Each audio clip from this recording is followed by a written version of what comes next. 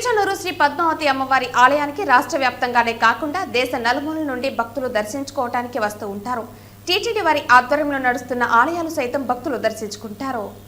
ఈ క్రమంలో టీటీడీ అనుబంధంగా ఉన్న శ్రీ శ్రీనివాస ఆలయానికి సైతం భక్తులు దర్శించుకోవడానికి వస్తారు. కానీ ఇటీవల కురిసిన వర్షాలకు శ్రీనివాస ఆలయానికి వెళ్లే మార్గం రొచ్చురొచ్చుగా మారింది. అటు భక్తులకే కాక స్థానిక ప్రజలు సైతం పరిస్థితులు చూసి తలలు బాదుకుంటున్నారు. తిరుచనూరు మేజర్ పంచాయతీ కావడంతో కోట్ల రూపాయలు ఆదాయం వస్తూ ఉంటుంది. కానీ పంచాయతీ కార్యాలయం వెనుక వైపే పరిస్థితి ఇలా ఉంటున్నా పంచాయతీ అధికారులు పట్టించుకోవటం లేదని స్థానిక ప్రజలు వాపోతున్నారు. పన్ను వసూళ్లపై ఉన్న శ్రద్ధ పరిసరాల పరిశుభ్రతపై లేదని ఆగ్రహిస్తున్నారు. ఈ పరిస్థితి ఇలాగే కొనసాగితే స్థానిక ప్రజలు భక్తులు రోగాల బారిన పడే అవకాశం ఎక్కువగా ఉందని అంటున్నారు.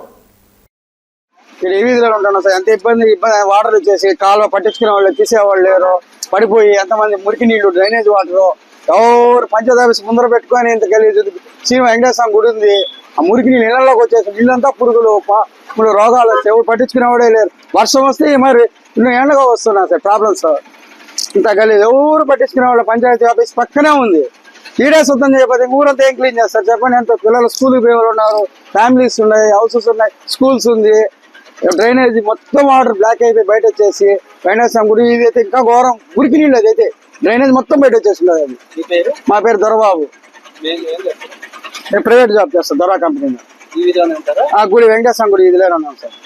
అది ఇంకా గలీజ్గా ఉంది. అది ఇంకా water rain water drainage water వచ్చేసింది. అది బ్లాక్ గా ఉంది గుడి ముందర. గుడిలో ఎట్టపోతున్నారు జనాలు తెలియదు. Main temple Venkateswara temple.